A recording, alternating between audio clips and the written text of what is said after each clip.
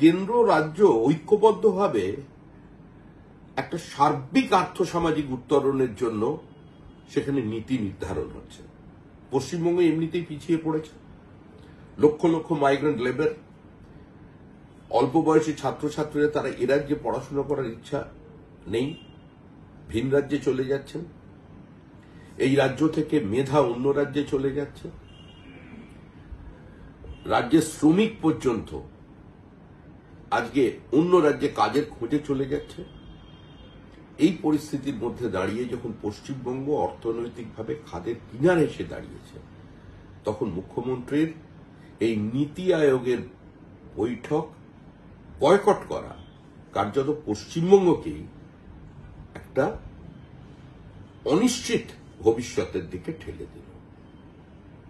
প্রান্তিক মানুষ, রাজ্যবাসী এবং পশ্চিমবঙ্গ রাজ্য বঞ্চিত হল মুখ্যমন্ত্রীর সিদ্ধান্তের কারণে। কেন্দ্র বিরোধিতা, মোদী বিরোধিতা, এই বিরোধিতার রাজনীতির কারণে রাজ্যের স্বার্থকে বিসর্জন দিলেন মুখ্যমন্ত্রী।